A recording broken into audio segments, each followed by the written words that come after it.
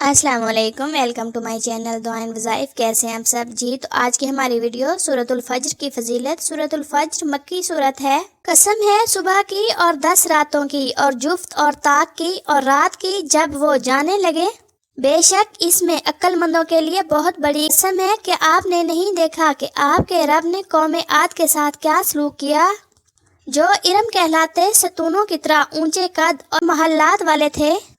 اس قوم جیسا ملکوں میں پیدا نہیں کیا گیا۔ اور سمود کے ساتھ کیا سلوک کیا، جو وادی میں گھر بنانے کے لیے چٹانوں کو تراشتے تھے۔ اور میخوں والے فرعون کے ساتھ کیا سلوک کیا، یہ وہ تھے جنہوں نے اپنے اپنے ملکوں میں سرکشی کی، پھر ان ملکوں میں بہت فساد مچایا، تو آپ کے رب نے ان پر عذاب کا کوڑا برسایا۔ بے شک آپ کا رب سرکشوں کی گھات میں ہے۔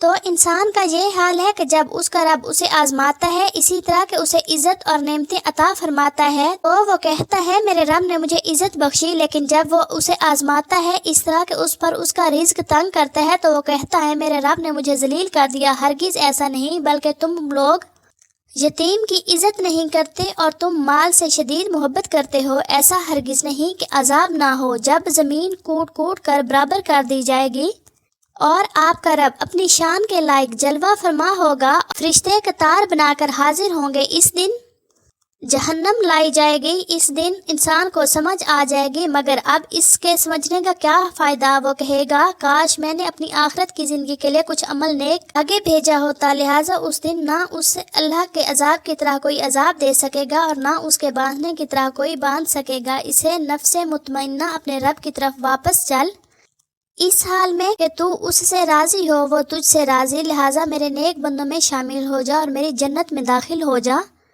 فجر کا معنی ہے صبح یا فجر۔ اس سورت کی پہلی آیت میں فجر کے وقت کی قسم بیان کی گئی ہے۔ اسی مناسبت سے اس سورت کا نام سورۃ الفجر ہے۔ سورۃ الفجر کا مرکزی مضمون پچھلی قوموں اور آخرت کے تذکرے کے ذریعے سے کردار سازی ہے۔ سورۃ الفجر کے شروع میں اللہ تعالیٰ نے عقل مندوں کے لیے مختلف چیزوں کی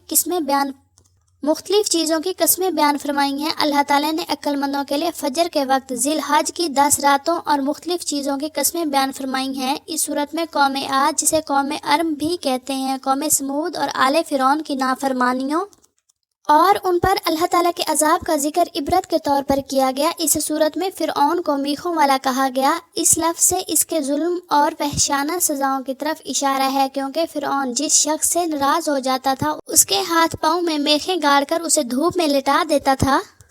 پھر انسان کی کمزوری کا بیان ہے کہ وہ نعمتوں پر جو خوش ہو جاتا ہے اور تنگ دستی پر اداس اور پریشان ہو جاتا ہے۔ اس صورت میں فرمایا گیا ہے کہ آخرت کا یقین نہ رکھنے والے برے اعمال میں مبتلا ہو جاتے ہیں، مثلا یتیم کی عزت نہ کرنا، مسکین کو کھانا کھلانے کی ترغیب نہ دینا، وراثت کا مال ہڑپ کر جانا اور مال سے بہت زیادہ محبت کرنا۔ اس صورت سے ہمیں سبق ملتا ہے کہ ہم یتیموں، محتاجوں اور ضرورت مندوں کے ساتھ اچھا سلوک کریں۔ سورت کے آخر میں قیامت کا منظر کھینچا گیا ہے۔ ایک قیامت کے دن گناہگار انسان اپنی زندگی پر پچھتائے گا۔ اس دن عذاب کا اختیار صرف اللہ تعالیٰ کو ہوگا، جبکہ اہل ایمان کے لیے اللہ تعالیٰ کی رضا اور جنت میں داخلے کا اعلان ہوگا۔ حدیث نبوی صلی اللہ علیہ وسلم ہے، اے اللہ میری امت کے صبح کے وقت میں برکت عطا فرما، آمین۔ مزید اچھی ویڈیوز دیکھنے کے لیے چینل کو سبسکرائب ضرور کریں، لائکس اور کمنٹس کرنا نہ بھولیں۔ جزاک اللہ۔